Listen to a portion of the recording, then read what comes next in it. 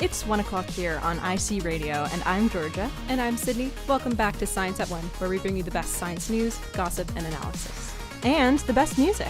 On our playlist today, we have Chaperone, Rina Sawayama, and Willow. And on the science menu, we are talking about the extremes of our world, from tiny animals to ultramarathons. Not only that, but we will be discussing some extremely cool new technology. I saw what you did there. Thank you very much. So that's all coming up here on Science at 1.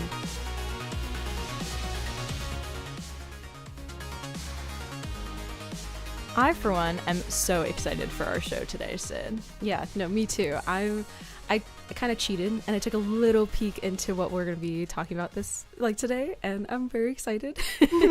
I know. I feel like there's some topics that I don't know so much about because they're so extremely unlikely, uncommon. So things that I haven't necessarily come across before in my life. Yeah, no, same as well. Like, I know nothing about marathons.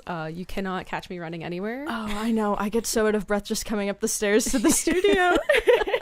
Couldn't be me. So I'm very excited to see what some of our correspondents have to talk to us today. Me too. For the moment, shall we get into the music? I think that would be a great plan. So we can go ahead and start with End of Desire by Muna.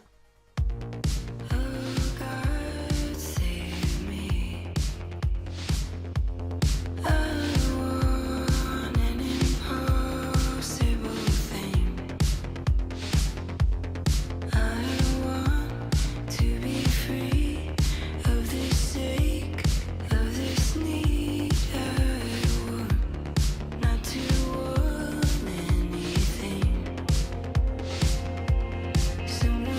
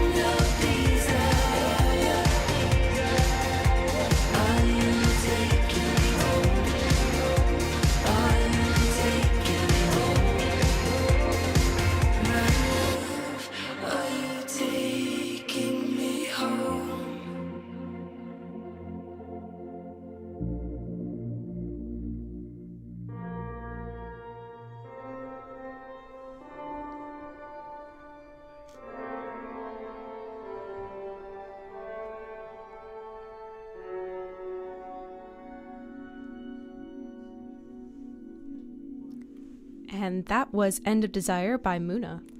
To start off our show today, I would like to talk about the most extremely big and small animals on Earth. Sid, do you have a guess for what those might be? Ooh, okay. Extremely big. I feel like I did a project on this when I was in kindergarten or something. Oh my god, the blue whale, right? The largest yeah, one. you're from the coast. Yeah, you know. Surely you know. I'm a coastal person. And then the smallest animal, I don't know. I feel like it really depends on what you define as an animal, because I would think, like, do certain, like, protists consist of animals or something like that? So I don't know. I couldn't answer that one as well.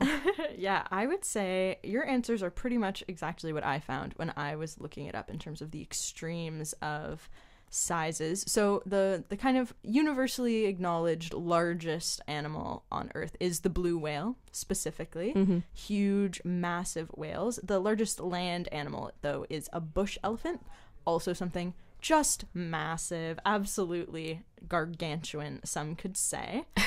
So the largest animals are pretty easy to know about. But as you have alluded to, the smallest animal is a bit more of a contested idea in terms of what counts as an animal. There is some debate, as you say. Protist is a big question mark. I feel like that's a clade that I'm always hearing different opinions about. I can't keep up with it for the life of me, no matter how hard I try. But in terms of things that are kind of always accepted animals, we've got lots of very tiny sponges and mollusks and insects. One of my favorite tiny animals is the tardigrade, which are a water bear, as some people know, which are microscopic arthropods. But in terms of vertebrates, which is what many people think of when they think of animals, be that what it may, my little biology heart sometimes struggles with just considering vertebrates as animals. But in any case, when we're talking vertebrates, the smallest is the Brazilian flea toad, which has a snout vent length of a minimum of 6.4 millimeters. So it's not microscopic. You can see it with the naked eye, but that is a tiny frog. Yeah, that's a frog. That's tiny. Oh my gosh. I don't know why. I think I misheard you. So I was like, oh, okay, this must be something I know nothing about. 6 millimeters. Snout vent length is like from the mouth to the cloaca, essentially. Yeah. Wow. That's their whole body. How did they even identify that? That's the real question. That is the thing. And that's kind of why it's so debatable what an animal is, because there's so many different things that go into it. Mm-hmm. For one, how could we possibly have found the smallest animal, right? Like, the smaller it is, the more difficult it is to find it. Yeah. There's no way, or maybe there's some way, but there's very little chance that you walk past an African bush elephant and don't see it. Unless maybe. But if there's a 2 millimeter long amphibian somewhere in the grass, it's probably likely that you could miss it. I know I've done that plenty of times with like some tiny little baby salamanders. Oh no, how could you? I know, it's heartbreaking. My heart goes out to all of the salamanders that I didn't see. That you didn't document through your little app. No, yeah, shout out iNaturalist. Longtime listeners, get on iNaturalist. And then also, as I said, there's some controversy about what even counts as an animal. I think, as most things in biology, the more you learn about it, the less clearly defined different clades become. Taxonomy is useful, but only to a point, I would say. So what is an animal can be a little wiggly wobbly as you get into the very small things. Sometimes colonial species that act as one organism but could theoretically split off into multiples, like some protist algae or sponges, for example. Do each individual cell count as one animal, or do they act as a colonial body? Also, what are we measuring? Because when you get really, really big, it's like, okay, yeah, a blue whale is pretty friggin' darn big. Yeah, like the scale of it is just massive. But when we get to the smallest, it's like, okay, are we talking lightest? Are we talking shortest length? Oh, I see. Things like that. So it depends also on what we're measuring. So that one is a little less Googleable, I would say. But it's still pretty interesting. Gosh, well, that is super interesting. Do you have any favorite extremely large or extremely small animal? Oh, this is extremely large for its clade, but I love the giant Galapagos tortoises. Oh, I mean, iconic. everyone listening knows that I'm quite fond of a reptile. I mean, your shirt today, if you want to, describe it to our viewers. Oh yeah, I'm wearing, for any listeners, a herpetological conference t-shirt that has a beautiful turtle and some redback salamanders, mud puppies, five-line skinks, all of the standouts of Ontario herpetology from a conference I attended in Canada in 2023. Whoa. But that's what about you? Yeah. Oh, the largest animal. I don't know. I'm so lame. Like, I just like animals. And so if you were to ask me this, nothing comes to mind. Like, I just draw a blank. I think of a giraffe as like a large animal. Giraffes are pretty large. I think that's fair They're enough. cool, but like, I wouldn't say my fave. So I digress. And so when we're talking about large and small animals, there's kind of a trade-off that goes on from an evolution perspective. Obviously not for the individual, but in terms of whether it is better to be extremely small or extremely large, there's kind of pros and cons in either direction. So large animals have fewer predators because they're so big, not much can get at them. And they also can store more energy in their body because they can have more fat cells. But they are also way slower and it requires way more energy to move their bodies. On the other hand, extremely small animals are often able to go unnoticed, especially when we're talking about tardigrades and things like that on the microscopic scale. But they are also extremely vulnerable to predation if something does notice them, or if it's just a predator that goes for anything, like shoots its best shot. Yeah. So there's kind of pros and cons on either side of this extreme. And that's why a lot of animals aren't extremely small or extremely large, because there tends to be a happy medium kind of in the middle. Yeah, they need to be both the predator and the prey, if you will. An intermediate location on the food web. But I guess with that in mind, my question to you, Sydney, and also to all of our listeners in the chat, is would you rather be an extremely large or an extremely small animal? Oh, I would definitely be an extremely small animal. This one I do have an answer for. I would definitely be small because you can hide, I think, better. You can evade a little better. I've also been told I'm a little short myself, so I think I'm already, close to being smaller than large. So I will stick with being extremely small. Okay, interesting. Because I would say I would probably rather be an extremely large animal. Because while you can't move as quickly, I think that it would just be kind of like the life to just be something so big that very little can touch you. to be ganged up, you need to be ganged up on if someone's gonna try and kill you. You're just an elephant traipsing around. All you're afraid of is some bees, kind of inexplicably. I think that being super large would be kind of fun, like a giant. Also, really big things are kind of cute. I mean, yeah, there is something to be said about that. True, but also, really small things can also be like poisonous, like if you think about that. So something could take you down that is really tiny. I don't think poison is a factor in this debate, because they don't need to. That doesn't have anything to do with the size trade-off. But in any case, I would love to hear from everyone who's in the chat what they think about this, and I will be checking in later. If someone look it up for us, if poison has anything to do with size, because my opinion on that is absolutely not. But for now, let's get back to the music. Here is Kiss My Apocalypse by Liang Lawrence. Don't you think your t-shirt's made for me? Got our legs all tangled up in the morning heat. Why would you ever leave? Stay stuck to me. Why would you ever leave? Ooh, if everything was burning around us, I'd stay and choose to never leave our fortress. Ooh, I would let you eat my heart out.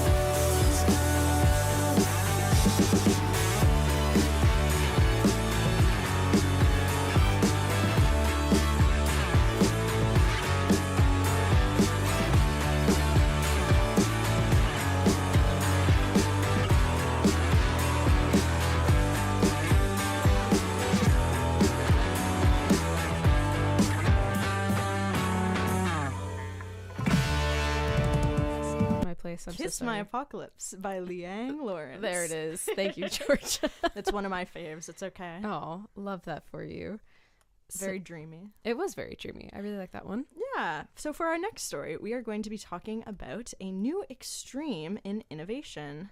Yes, that's right. So researchers over at Binghamton University have developed a new device inspired by the movie Mission Impossible. Georgia, have you ever seen this movie?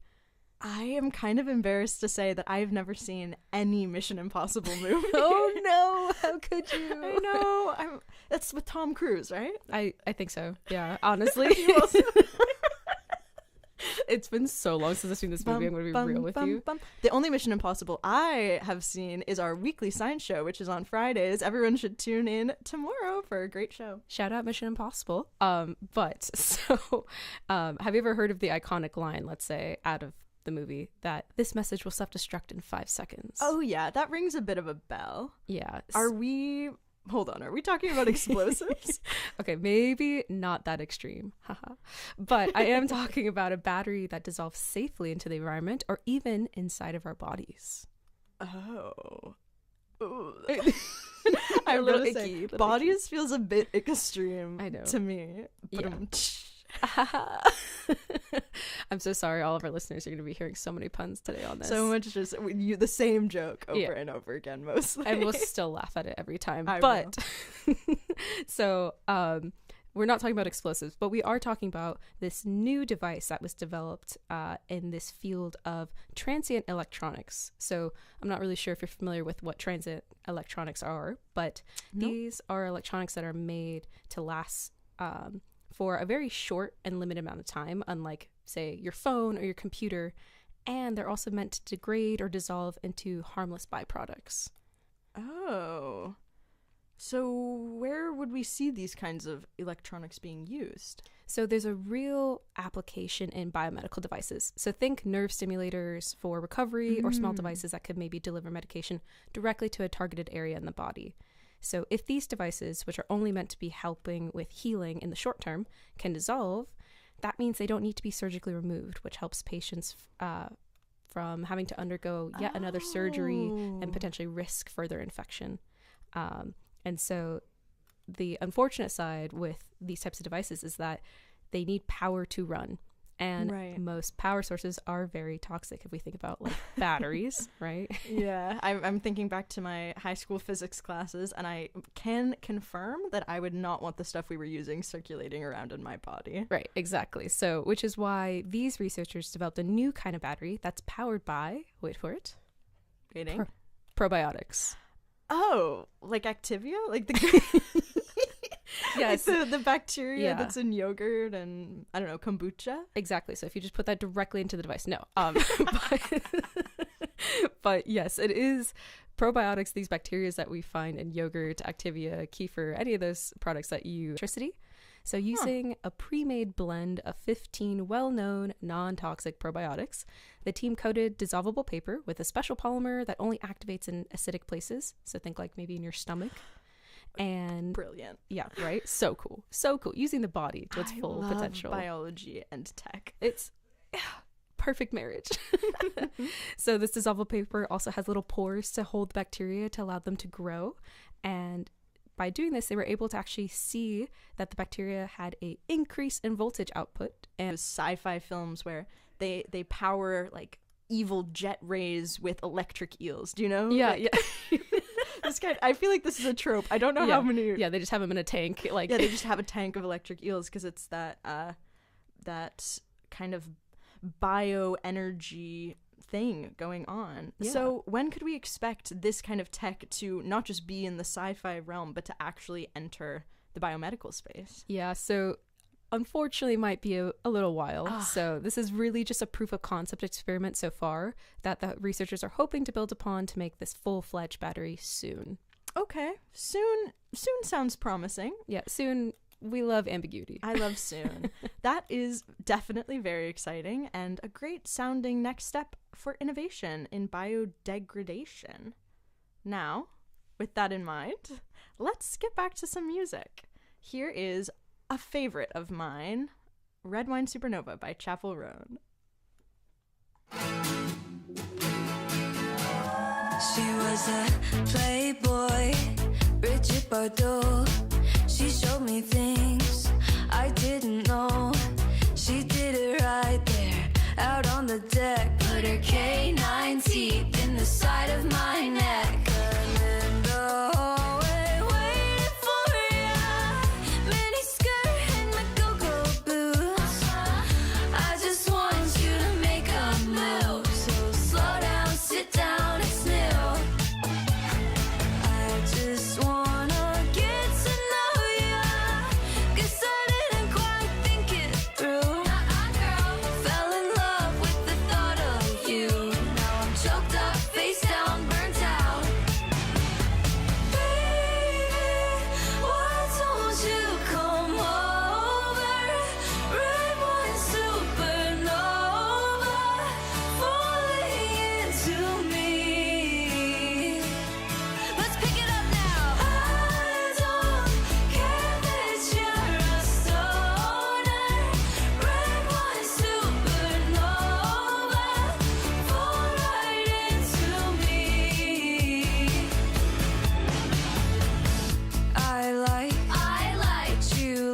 You like long hair, no bra. It's my type. That's right. You just told me, want me to fuck you, baby. I will, 'cause I really want to.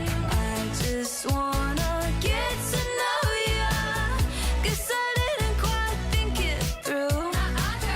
Fell in love with the thought of you. Now I'm choked up, face down, burnt out. Baby, why don't you come over?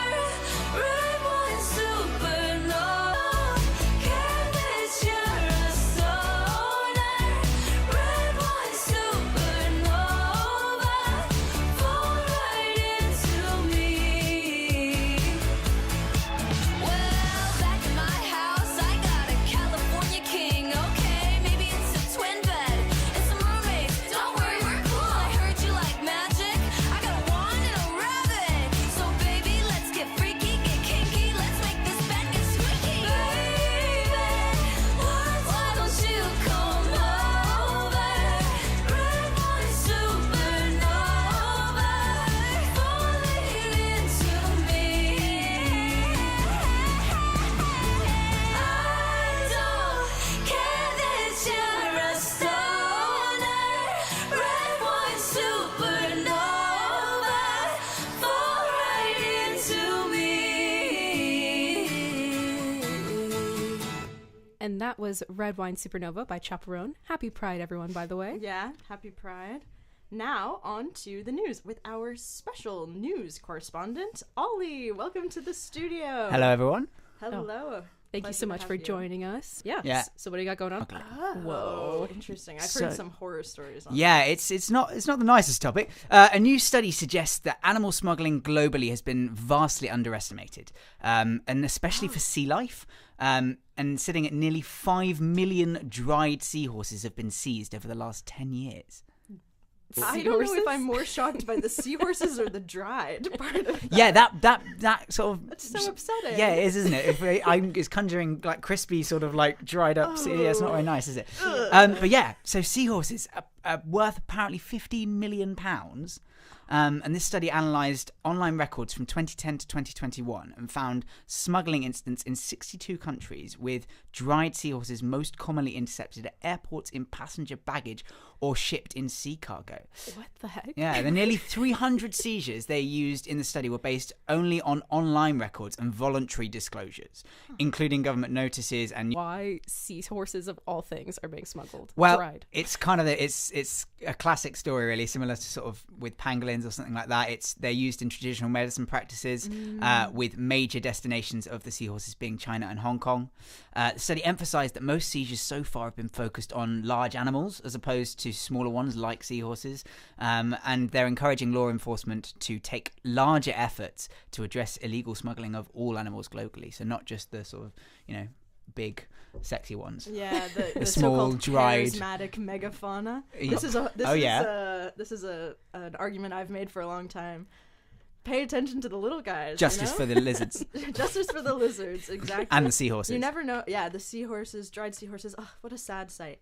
And it's something I'd never really thought about before, frankly. I know I'm kind of a champion for the non-mammals of the world, but seahorses hadn't occurred to me. No, neither. Well, that's a good start, I guess, or kind of a sad start to our news segment today, Ollie. Do you have any other news? Well, there is a new species of dinosaur that's been discovered that is rewriting the T-Rex evolutionary timeline. A new dino! Yes. So exciting! So researchers at the University of Calgary in Canada Shout out. concluded that two 86-million-year-old skeletons they studied belonging to a species that is now the closest known ancestor of all tyrannosaurs, nicknamed, you've stitched me up here, Kankulu mongolianese, meaning Dragon Prince of Mongolia, which is a sick name. To be fair. Ooh, that is so cool. Although the first tyrannosaurs were tiny, apparently, this new species represents the shift from being small hunters to the larger, more formidable giants that we're more familiar with, like our T-Rex.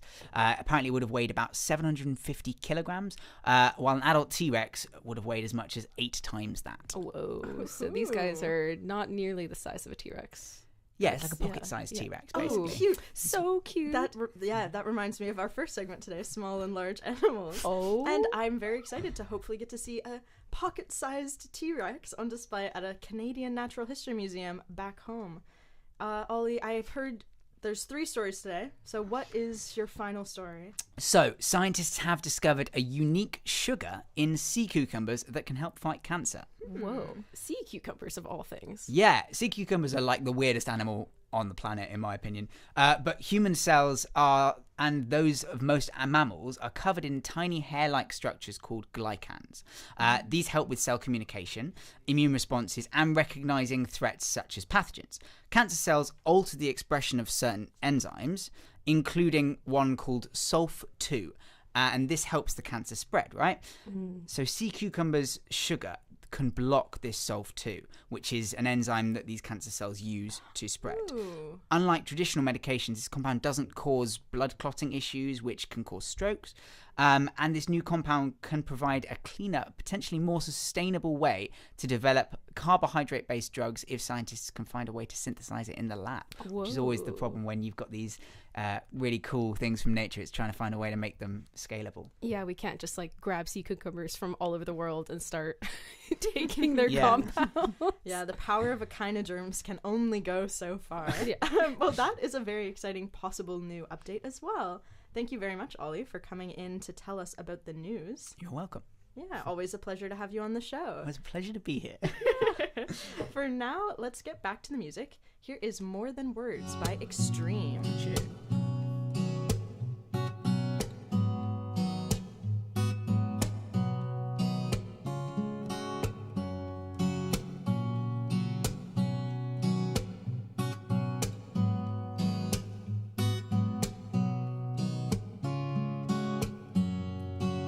Saying I love you is not the words I want to hear from you.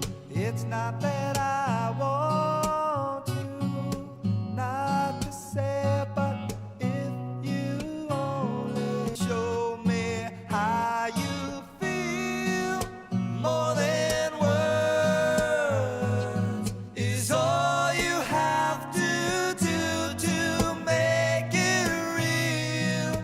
Then you wouldn't have to say that you love already know. What would you do if my heart was torn in two? More than words to show you feel that your love for me is real. What would you say if I took those words away?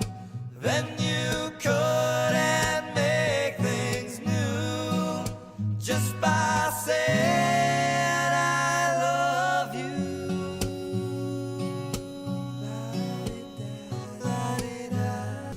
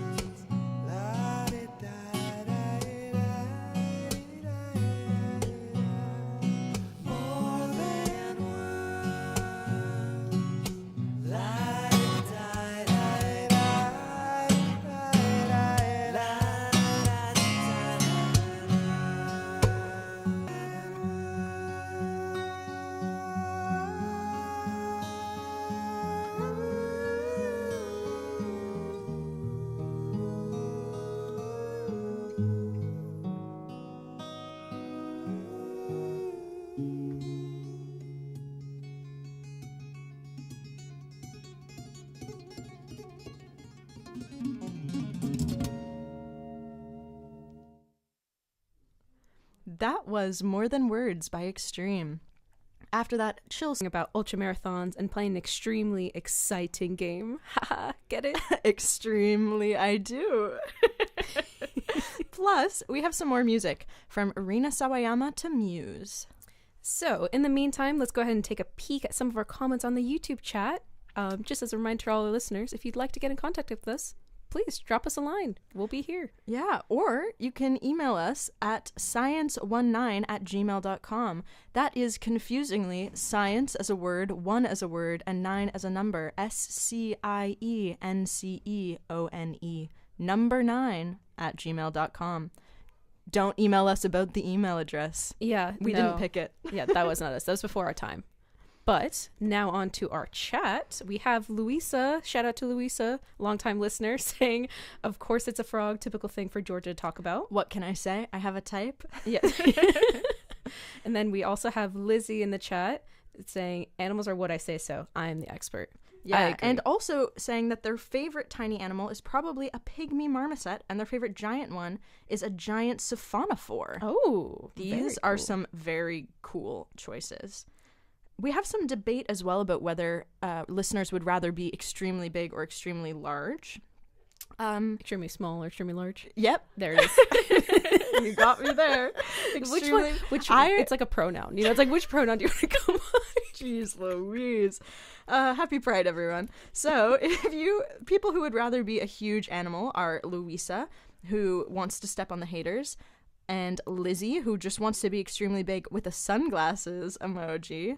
Also, Lord Nubis, longtime listener, shout out Lord Nubis, says that they would like to be extremely big because elephants and whales have no natural predators. But I think one of my favorite answers in the chat was from an unnamed listener who tends to be our emoji fairy, sending us little emojis every show. And this person says they would like to be extremely small because they would like to get into people's pockets and travel for free. Yo, you see, I'm just saying I am team small, and this was an amazing reason. So shout out to anonymous chatter. I appreciate you. You've really made my case. Yeah, thanks for being a longtime listener as well. Don't forget to send us more messages in the chat throughout and send us an email. I'm not going to read out the email address again. Yeah, you heard it once. That was enough. You know it, and you're not going to email us probably.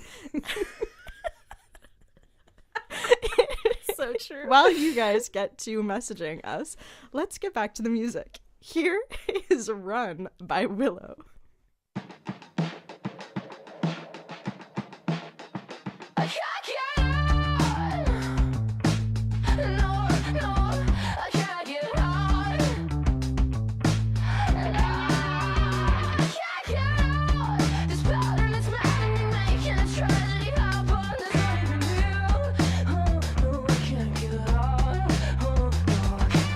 Stop looking at me as if I'm your friend, and please stop talking to me like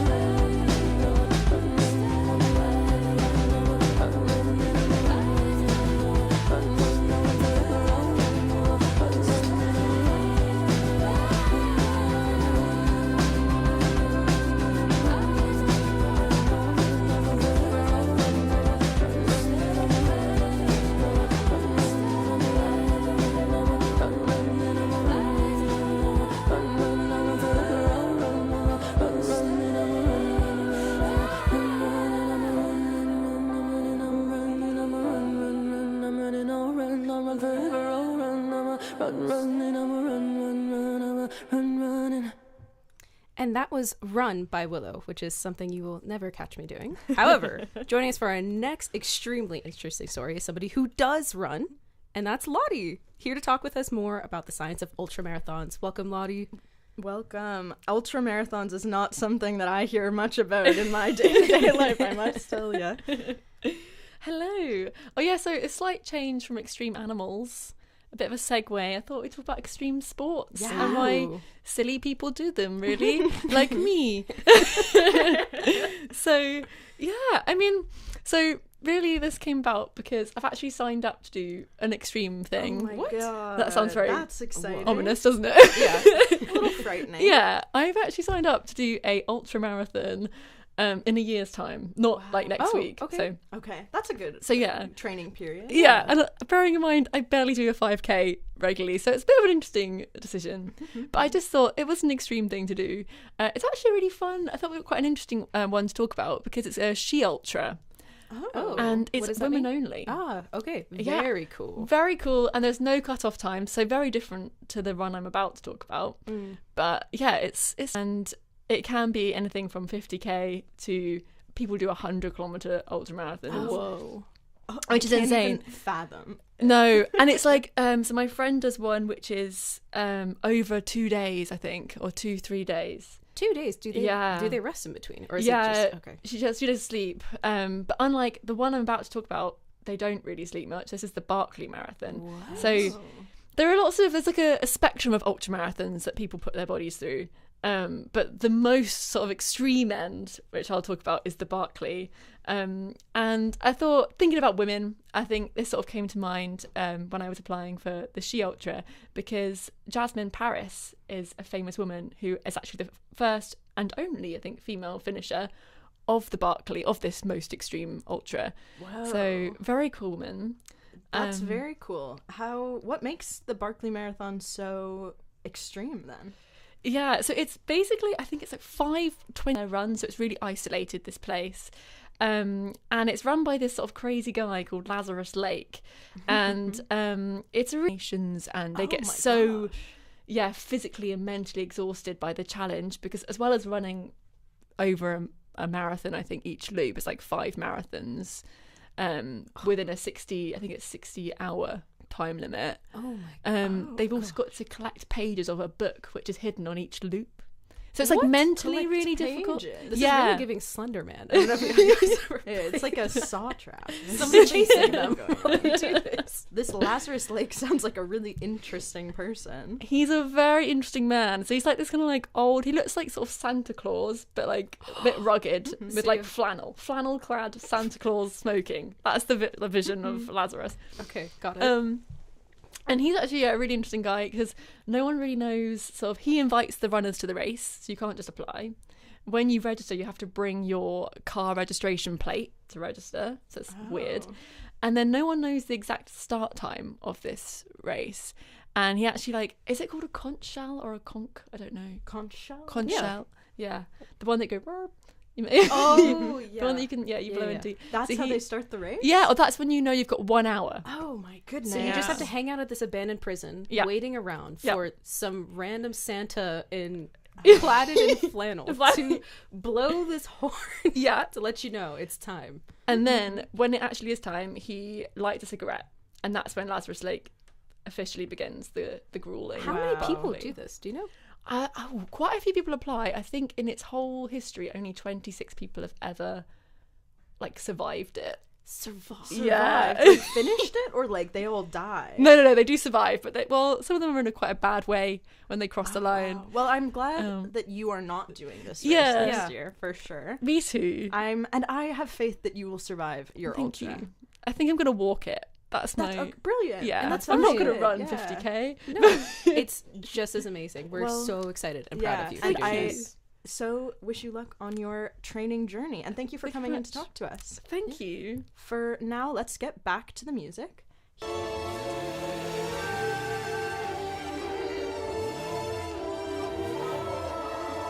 More. Hey, what it wants, what can I do? So I took that one, yeah, that one too.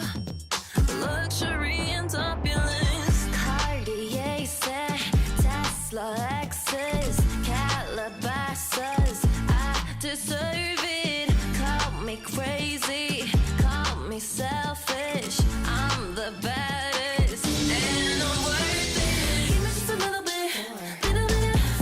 On me, on mine. I don't wanna hear only one. On me, on mine. Give me just a little bit. On me, on mine. Give me just a little bit, little bit. Give me just a little bit, little bit.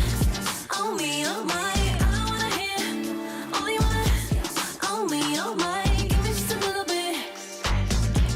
On me, on mine. Give me just a little bit, little bit. Flex when all that's left is cemetery. Oh, and the price we paid is unbelievable. And I'm taking in as much as I can hold. Well, here are things you never know. Make me less so I want more. Bar is zip car at the mall. Call me crazy, call me selfish. Say I'm neither. Would you believe her? Give me just a little bit, little bit. On me, on mine. I don't wanna hear only one. On me, on mine. Give me just a little bit. On me, on mine. Give me just a little bit, little bit. On me, on mine. Where did it go right? When all this time heaven was in a rhyme. So say goodnight. Forget about it till the end of time. Yeah, I want more. Give me just a little bit more. On me, on mine. I don't wanna hear only one. On me, on mine. Give me just a little bit. On me, on mine. Give me just a little bit. I need it. Give me just a little bit, little bit. On me, on mine. I don't wanna hear only one. On me, on mine. Give me just a little bit. On me, on mine. Give me just a little bit, little bit. Just a little bit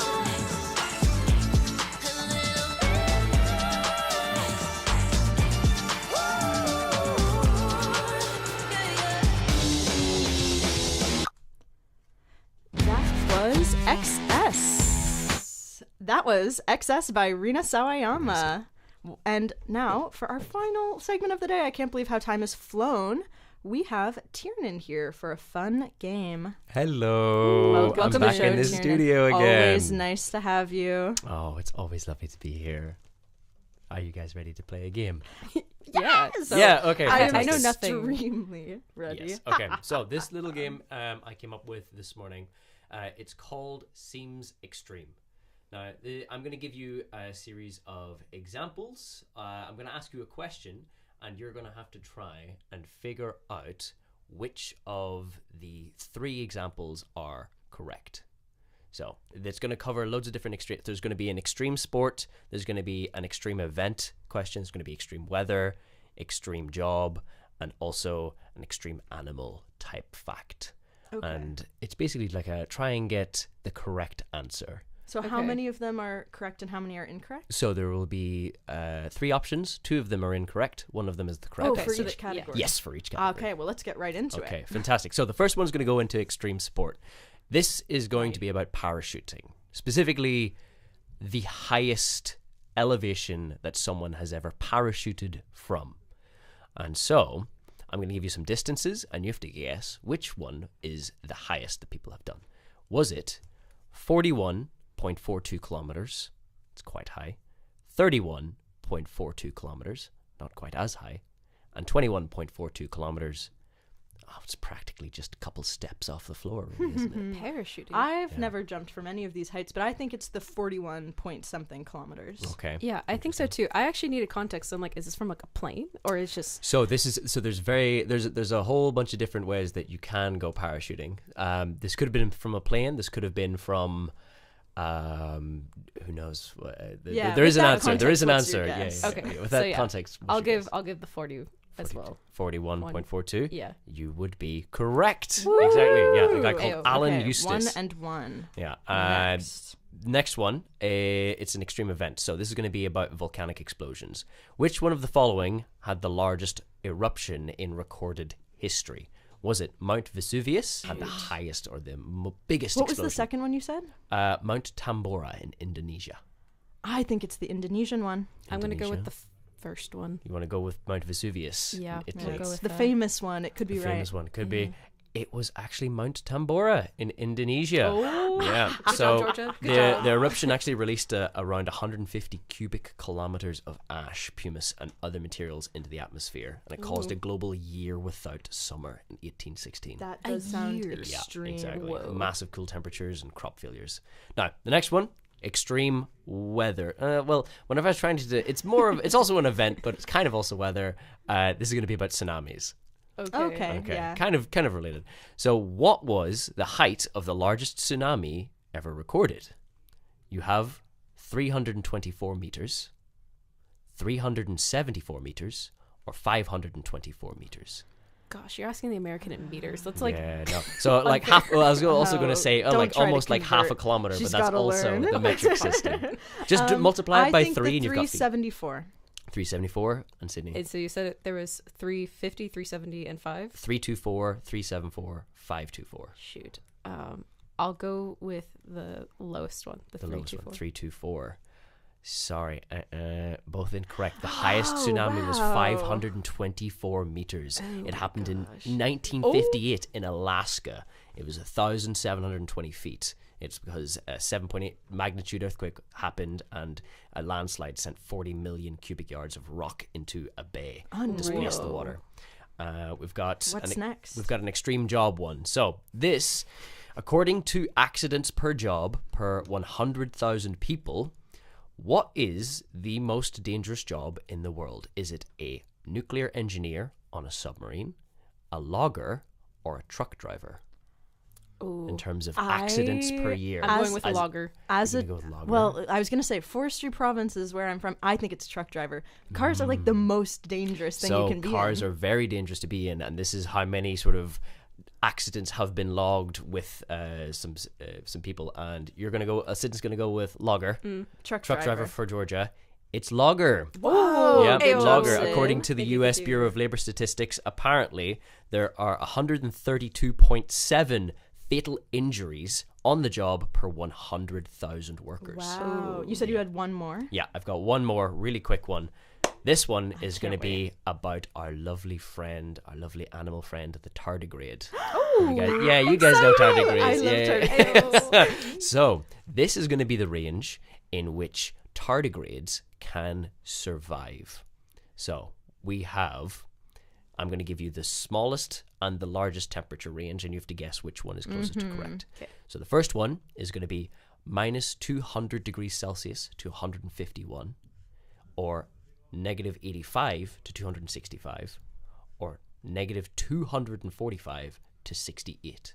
So is it in the middle? Is it on the higher end? Or is it on the lower end? I think it's the first one that you said. Interesting. You think it's the minus 200 Celsius to 151? I And do. I'm And going to Sid? go with the lowest as well. 'cause I lowest. think they Okay, sent and them which to one of us space. is right? Okay. They do go to space. They do go to space. And the correct answer is Georgia, minus 200 to 151. So tardigrades, or water bears, can survive a wide range of temperatures. In their desiccated state, the ton, they can withstand it as low as minus 200, and some can even survive close to absolute zero, Wow. 0.05 Kelvin. Unreal. So with that, I think I got 3 points and Sid got 2. I was counting, so I am the extreme. And that's all that matters, winner. apparently. Yeah, apparently it's all a game. But Oh. that was very fun. Thank you for coming No problem. in. Thank you very much for playing along, guys. Yeah. So that has been our show for today. If you would like to listen in again next week, we will be here Thursday, same time. Potentially a new topic at hand. But if you cannot wait to get more science content, we will be on this same channel at 1 tomorrow for Mission Impossible, our sister show. Thank you everyone for tuning in and for chatting with us and for sending us those emails that I'm sure are just stuck in our inbox. Spam filter, maybe I'll have to check. But we will see you next time. This has been Science at 1.